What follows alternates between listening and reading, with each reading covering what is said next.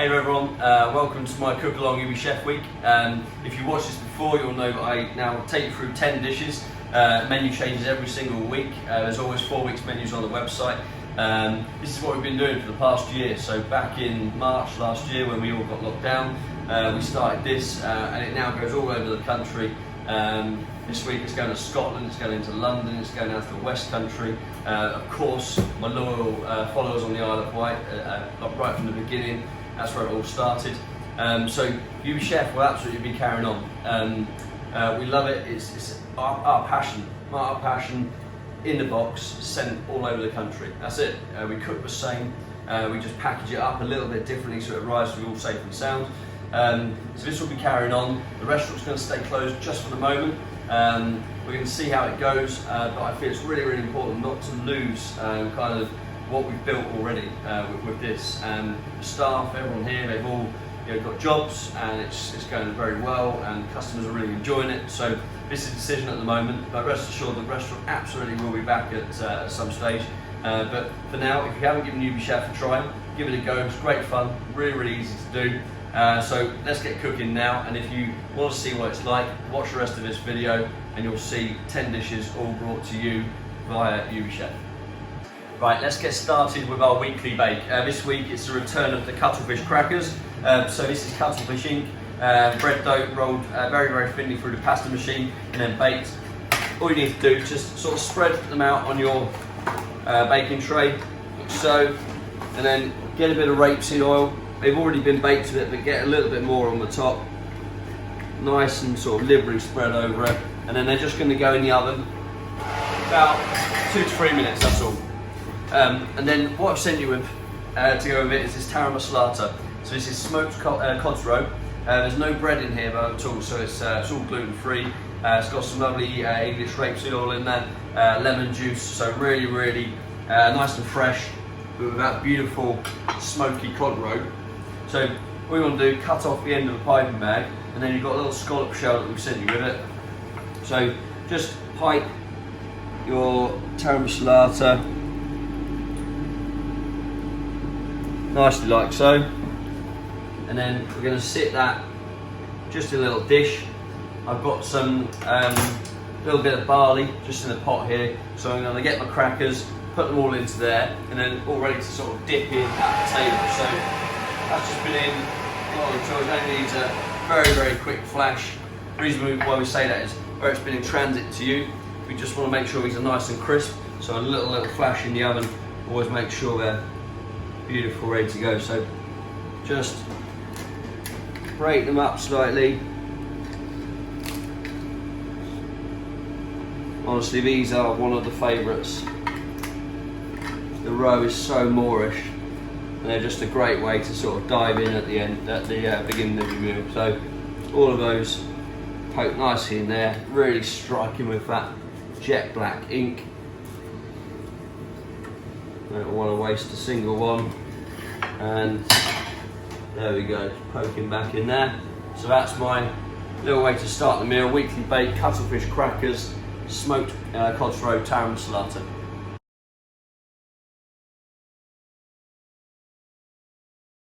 First course for you, we've got a Confit of Sea Trout. So in here you've got your sea trout.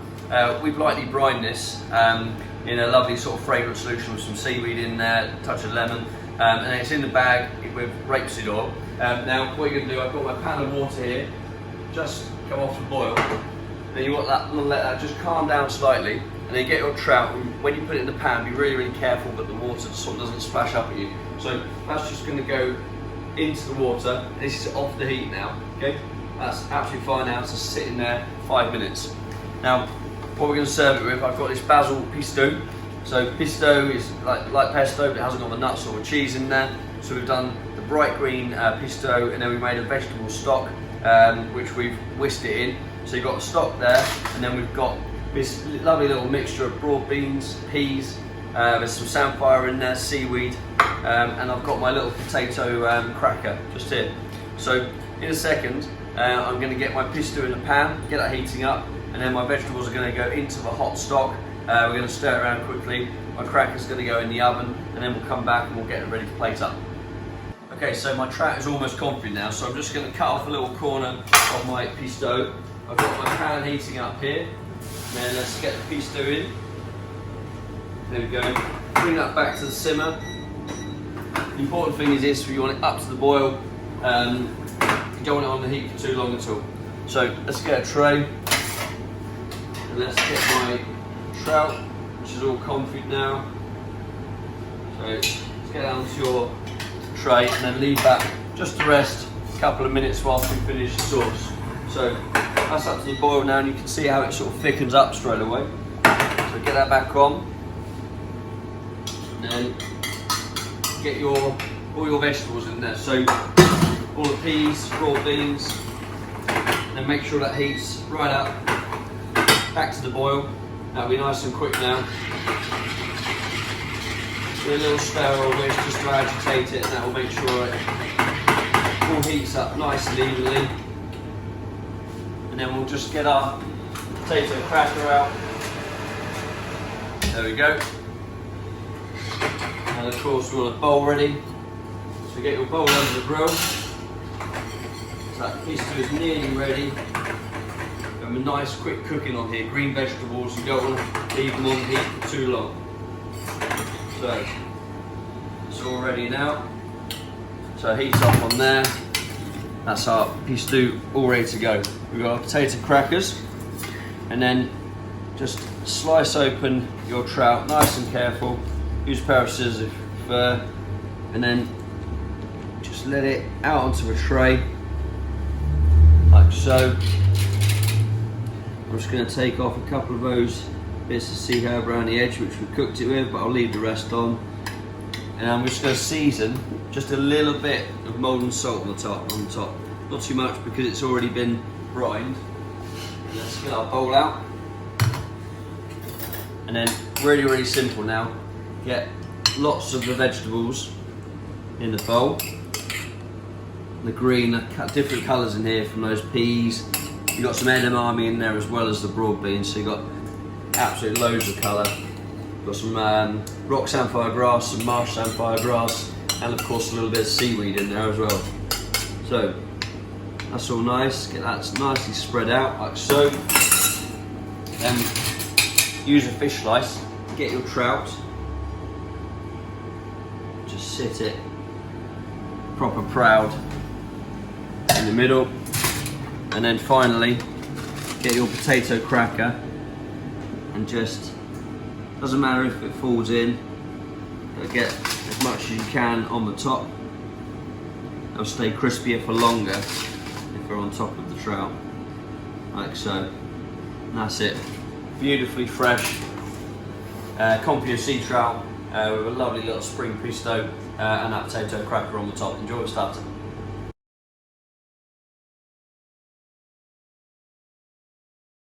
Next up, I've got a quail dish. First time we're doing quail on UBChef. What we've done here, you've got the little breasts, they're all taken off the carcass, but we've left the lovely little sort of tips of the bones on, just so you can pick them up. Really easy to eat. Also, you've got the legs in there, all nice and confit, so you've got whole quail, 2 legs and 2 breasts. That's going to go in the oven just for 5 minutes. It's just going to finish off cooking, and that goes. And then what we're serving it with is this wet polenta. So you've got herby polenta, cheese in there, and then this is going to go into a sort of pan of boiling water, just there. Just put it to the side. 5 minutes, that's all it's going to take. Garnishes, crispy capers, lovely little salty little kick on there. And then I've got caponata, so it's a little salsa of Isle of Wight tomatoes, peppers in there, so we've got red and yellow pepper, olive oil, touch of garlic. This is just going to go on room temperature, so make sure you sort of got it out of the fridge before you serve it. And then we'll have a hot bowl, and I'll show you how to plate this one up in about 4 minutes. So, all ready to serve my quail now. So, hot plate. Remember, I've got my caponata there and my crispy capers. So I'm going to get my quail out of the oven. That's been in just 5 minutes now. But it's so small, the quail, it's not going to take long. Tiny bit of seasoning on there. I would say just on the breast, because the confit has that natural saltiness to it anyway.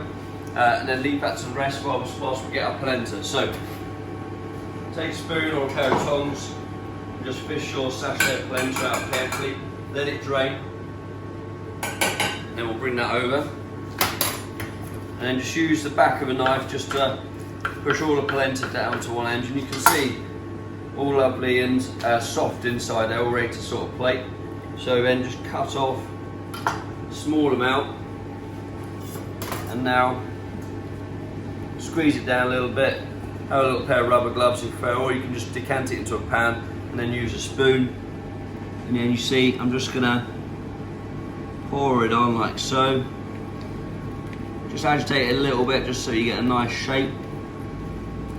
The thing with polenta is it will start to set up as soon as it starts to cool down. So at the moment it might seem a little bit slacker, but that will change shortly. So get a little back of a spoon. I'm just going to spread that out a little bit more. There we go. Smell coming off of this, lovely fresh green herbs, really nice. And then what I want you to do now is get some of your caponata and just put a little bit of that in the centre. Again, real Moorish dish this one. Nice and simple, not too many flavours. So get a nice circle of all that caponata in there. A little bit more. And again, as that starts to now sit in that hot polenta, the garlic smells coming off of there, really, really nice. There we go. Then I'm going to take my quail. So you see how I've got the nice breast there.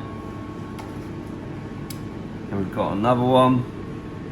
Beautiful, so delicate. And then these little confit legs. Just going to sit them down. Same on the other side. And then all that's left to do, get some of your crispy capers and just kind of like scatter them over the top. A few coming off on the plate.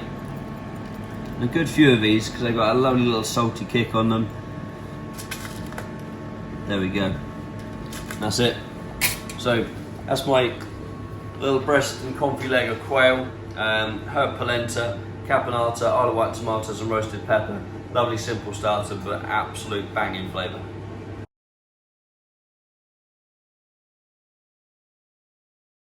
Last starter on this week's menu is this broccoli cream.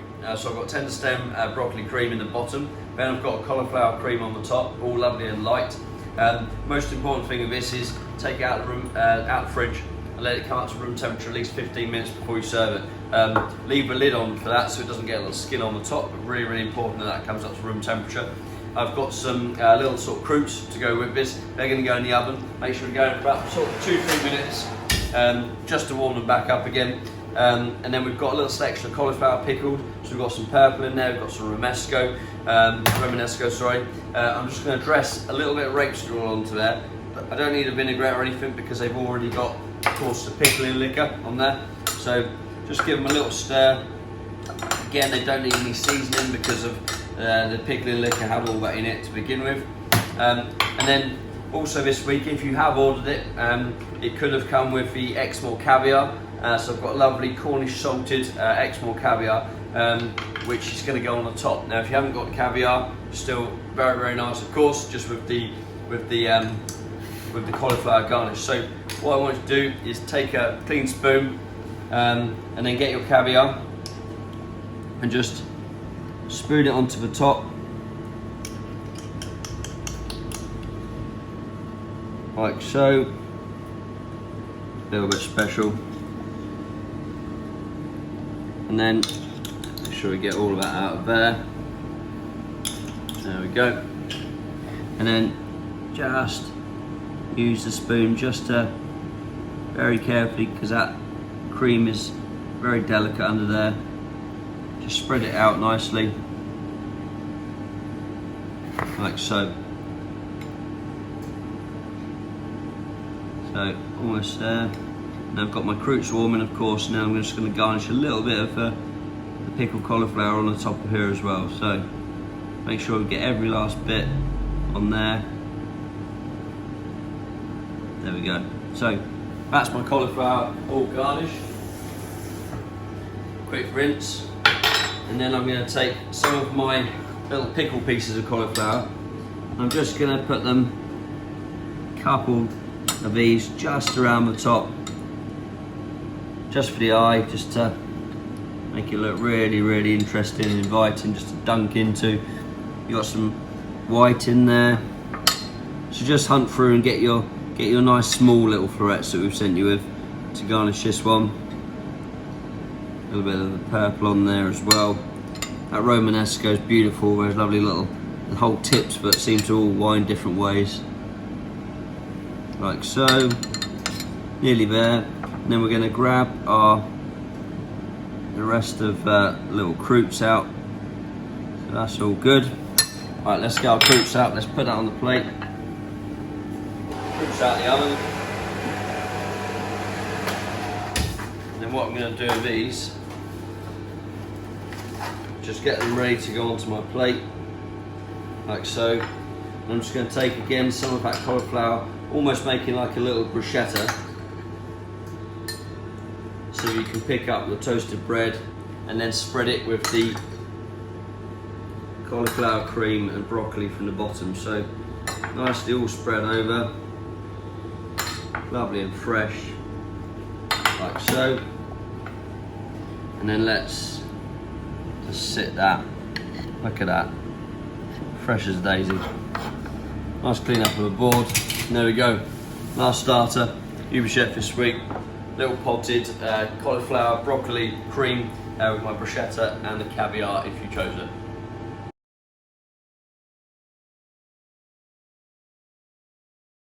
On to main courses now.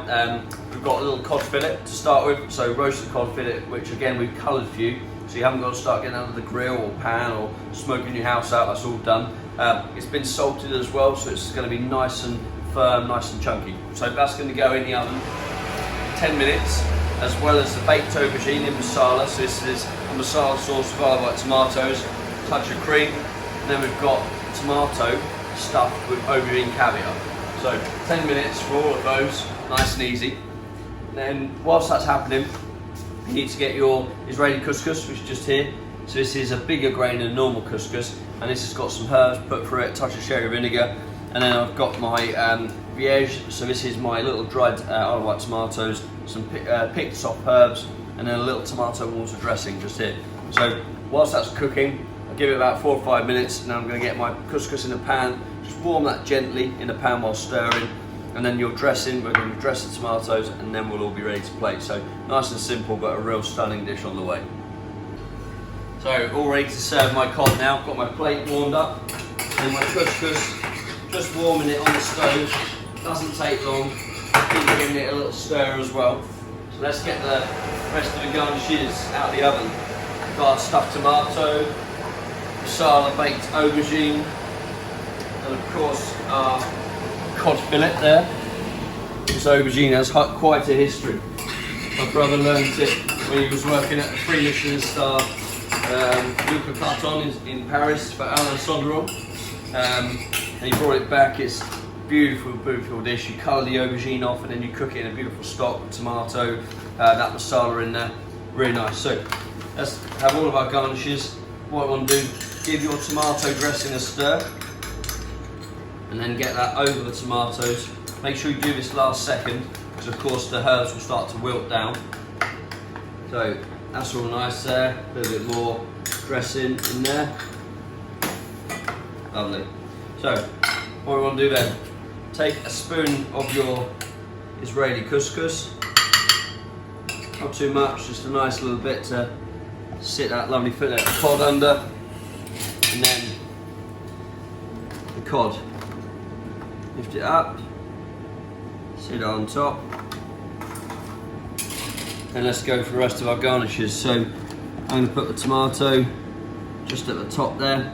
That's, as I say, it's got that little bit of aubergine caviar just in the side. Let's just open it up so you can see in there. I'm going to take the rosemary off the top of the aubergine that's been baked with and sit that just on the side like so. Get a little bit of a sauce as well. Just that little creamy sauce that it's been baked with. Oh, look at that. Lovely. And then, of course, let's go back to our viège and just get some of those little tomatoes all the way around. Beautiful white tomatoes, lovely and sweet.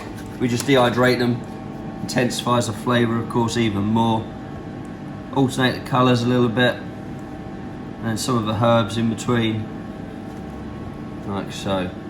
And then a little bit of that dressing, a few more herbs. Take your time just to place it nice all the way around. A little bit of parsley on that one, touch more dressing, and there we go. So that's a beautiful dish for you.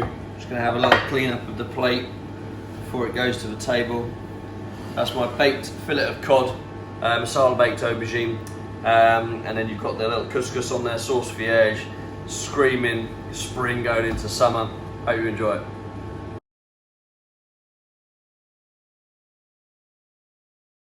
My next main course is a Caesar salad, but this is a fillet of beef Caesar salad, so really special.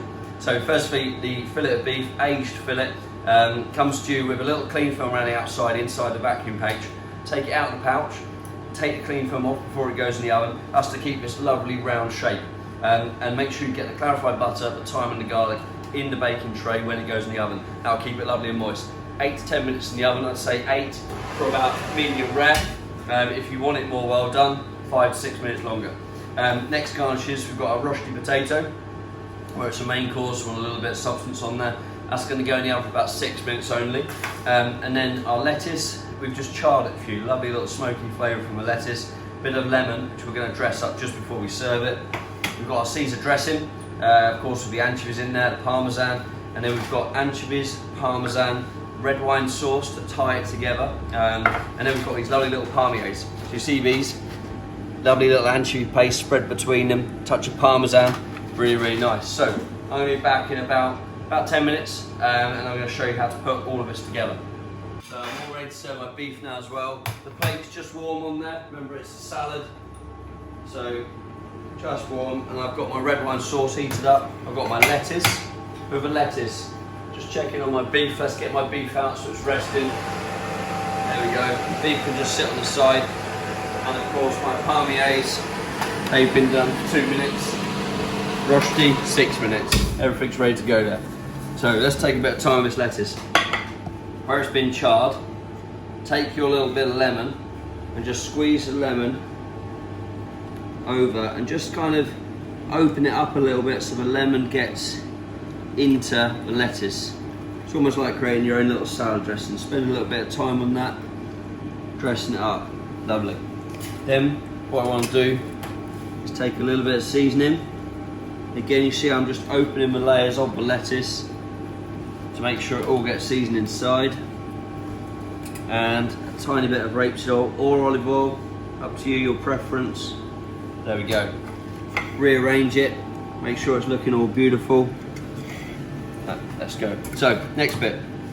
Take your piping bag and just cut off the end of your Caesar dressing, and then just pipe into the little crevices of the lettuce. This is where you start to build up that flavour. So, lovely bit of Caesar dressing, like so, all the way down to the end. I love Caesar dressing, so I'm putting lots and lots on there. There we go, beautiful. Next thing, they'll clean down. Let's take some of our anchovies and let's just carefully kind of put them nicely on the top. You can leave these out if you don't like the kind of actual whole fish being on there. As you can tell, I love them. So, beautiful anchovies on the top. Then, let's get some parmesan. Just a little bit. We've microplaned this so you can almost just like let it fall onto there like snow. Beautiful. And then of course, these stunning little palmiers, look at them. Oh yes. Really happy with these.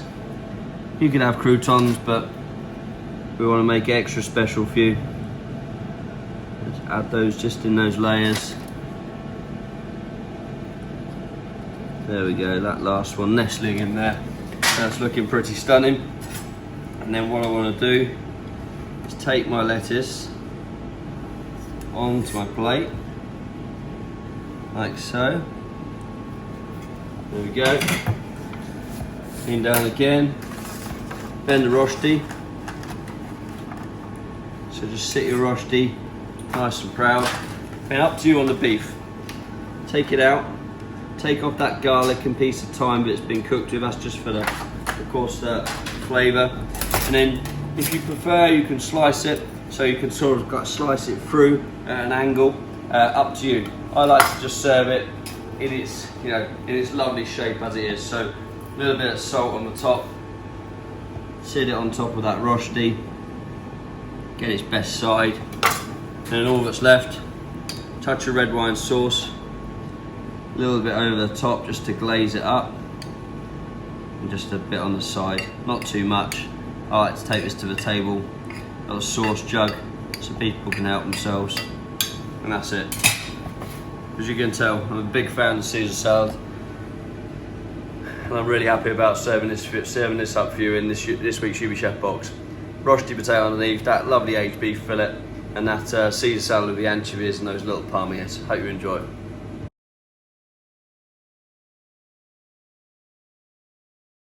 So onto my souffle main course now. So what we sent you with, twice baked cheese souffle. Make sure you take the paper off before it goes in the oven. You see how it comes to you with this goat's cheese topping on it. That's got the cheese in. It's got all the little cream in the bottom which you bake it with as well, so really, really easy to bake. That's going to go in the oven for about 12 to 15 minutes. Depends on your oven, but the key to knowing when it's cooked is it's risen, lovely and golden on the top. So in that goes. And then my garnishes, I've got some butter spinach. That's going to go in the oven about 5 minutes, again depending on the oven. We've just very, very lightly cooked it. We've got a verjus butter sauce, so green grape juice. Lovely acidity to it, really, really nice with the rich cheese souffle. And then the garnishes, you've got some walnuts in here, grapes, tarragon, which are going to go into the sauce once it's hot. And then of course a little bit of grated walnuts just to top the souffle off. So I'll be back about 12 minutes or so once the souffle is ready, and then we'll get it on the plate nice and quickly out to the table. So souffle time, here we go. Make sure you've got your warm plate all ready to go. This is my verjus sauce. That's got that green grape juice in there. I'm going to get my garnish straight in. Remember, you don't need to cook it, you just need to kind of like warm it up. So just stir the garnish in. That's absolutely fine, it's just going to heat up just enough. Let's grab my spinach out first, just before we get our souffle out. Remember that, when that souffle is coming out, it's going to start to deflate. So let's get a little pile of spinach just in the centre. That's going to sit the souffle on. And as well, I want to get the sauce going in as well now. So just place those grapes, those walnuts. That walnuts has been poached, milked 3 times. Take out the bitterness, and the tarragon, of course, is just super fresh. So plenty of sauce in there. Plenty of tarragon.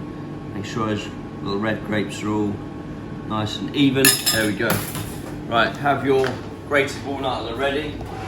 In we go. Out she comes. Come on, look at that. Get the fish slice under. Careful, careful. Look at that. Look at that. Get the walnuts. Shaved walnuts over the top, and you are good to go. Wonderful floating pillow goat's cheese souffle from Green Barn over in Yarmouth, Isle of Wight, of course. Spinach underneath, verjus butter sauce, vegetarian main course. There you go.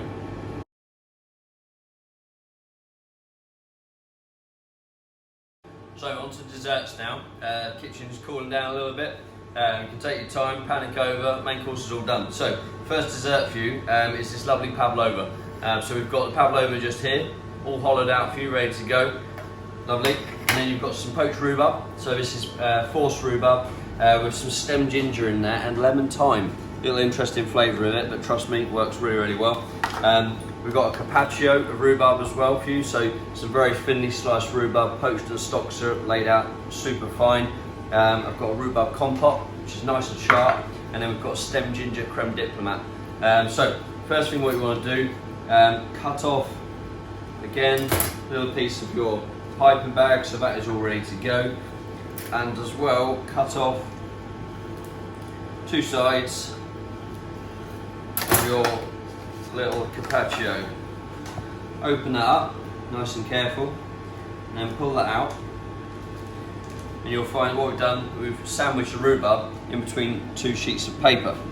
So reason for this is so that you can just peel the paper off carefully.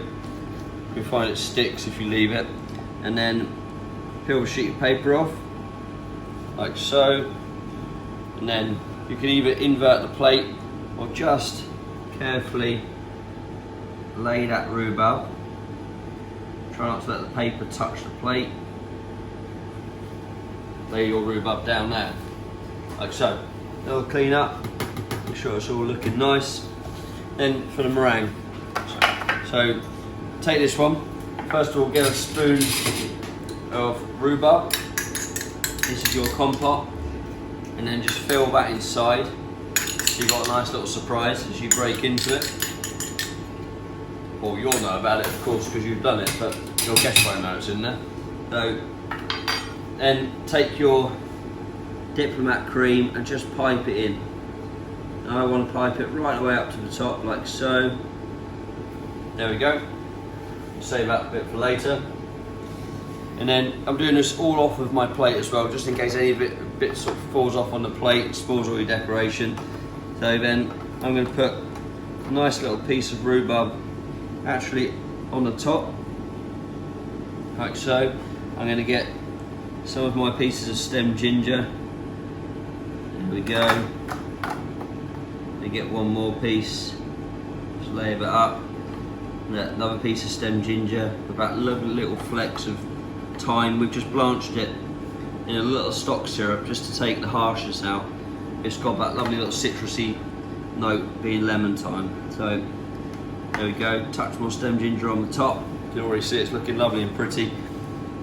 Lift the pavlova onto your plate. One more piece of rhubarb I've got just to go by the side, look at that. And then a bit more stem ginger. A little bit of spice coming off of there, which is lovely when you've got all that sweet meringue.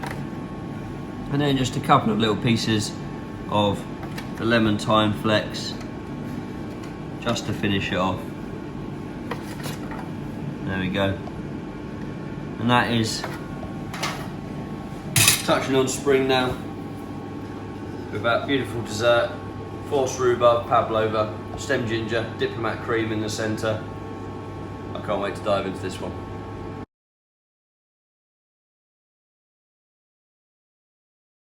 Last dessert before the cheese course coming up now. So it's going to be a Titanic of chocolate. So like a hot chocolate fondant, there's no flour in this one at all. Lovely molten centre. We use a very bitter chocolate for this one. In the centre you've got a little peanut butter this week, so really, really nice. And that's going to be nice and soft in the centre when you go into it. It's going to go in the oven for about 12 minutes. The way to check it is when it comes out, you should still look as if it's like slightly dark just in the centre. Just poke, little poke, but it should be nice and molten, so rest it for a couple of minutes before you turn it out. Garnishes, I've got a creme fraiche parfait. Make sure you remove the cling film layer from the outside. Again, that's sent just to keep it nice and round. And when you receive your UBChef box, get it in the freezer. So that's going to sit there 10 or so minutes whilst this is cooking, so it'll just soften up slightly. And then we've got a little peanut brittle here, so a little peanut caramel. I've got a dark chocolate sauce, and I've got this nice little funky honeycomb chocolate there with a bit of gold on there. So we'll be back in about 10 minutes. I'm going to show you how to finish the Titanic off. So my Titanic and chocolate's all ready to come out now. So you have a look at the top, you see what I mean? Around the outside it almost looks like cake-like, but in the centre you can just see it's darker in the centre. And I can just sort of push there, I can feel it giving. So let's get it on there, let that rest. So watch out for the tray, really hot, so we'll give that a little bit of time just to rest up. And then my parfait, remember that's been sat out room temperature. I've got my chocolate honeycomb, and of course got my little brittle there. So take your chocolate sauce, cut off a little bit, and then just test it, make sure that your chocolate sauce is coming out nice, and then you can garnish the dish however you like. Just make a nice little pan on which to sit your chocolate Titanic. There we go. So that's all ready to go. Then take my parfait. I'm just going to sit my parfait just on the side, like so. Use a palette knife because where it's been sat out at room temperature, it will break a little bit easier. And then what I suggest you do, get a little bit of that brittle and just sort of sandwich a little bit in. That will just sort of stick on there. Then you can take some of that little honeycomb chocolate. You can push a little bit into the parfait, as it were. Again, snap a bit more brittle and just build it up. A little bit more chocolate, maybe a couple of smaller pieces this time, like so. There we go. I think we're about ready there. So, got beautiful chocolate already, and then just coming back to our Titanic.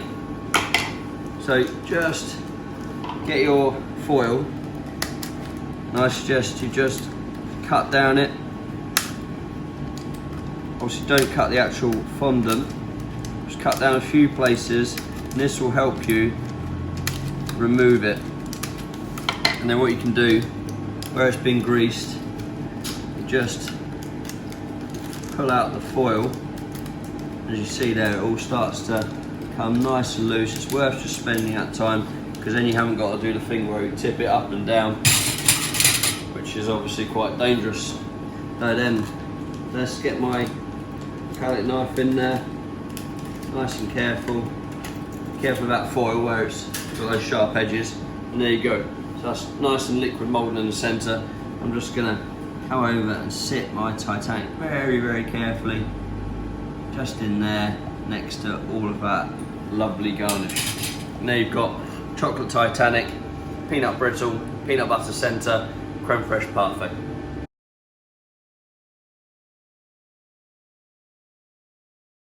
To finish this week, we've got our UBChef cheese tasting board.